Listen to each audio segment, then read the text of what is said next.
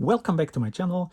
Today I would like to show you one more of the scenes where I think we have, as a child, we had a certain way to play with it. Yeah, so how we really played with these play sets when I was a child. Yeah, so maybe it will be different from when you played with these play sets. And here is one of my favorite play sets, actually, that was available for the first Star Wars movie. It was the Cantina Playset, I think it's called, and it's from the 1970s and very simple, but it was for me really something great when I played in this playset. I think people nowadays might not understand that anymore, but I was really in the cantina, and I showed that here. Actually, Kenna provided a lot of the creatures from that cantina scene. Nowadays, I think people always say, oh, so many creatures were missing. Yeah, there were a lot of more creatures there. But I think when you put them all together in this cantina playset, which is quite small, honestly, then I think it already creates an atmosphere. Yeah, and especially you don't see that here now. There's a card back here usually, and here in this corner there were the band was actually there. And for me, that was not only a picture of the Cantina band.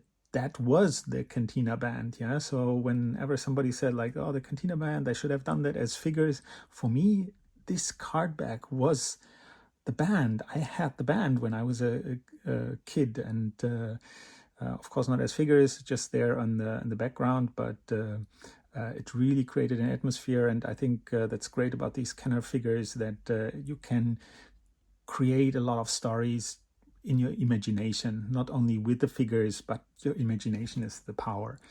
And what I wanted to show here is that actually a lot of creatures were created for this bar, but one that was really missing for me was not the band, as I just said, because it was kind of there in a painting, but the barkeeper.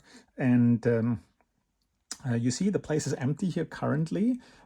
For me, the first one that I used to play the barkeeper was actually this hammerhead.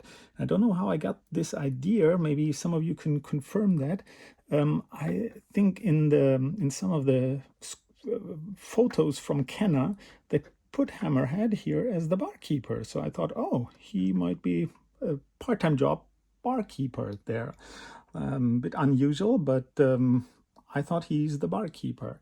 Until actually later the Return of the Jedi figures came out, and I somehow I didn't want to have an alien as the barkeeper, because in my mind it was a human who was doing the barkeeping in the first movie. So the only person or figure that for my feeling fit was the Rancor keeper.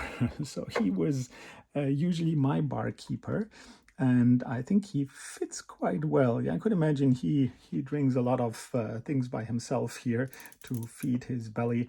That was for me actually a quite nice fit, especially if he has his hat or whatever he wears there.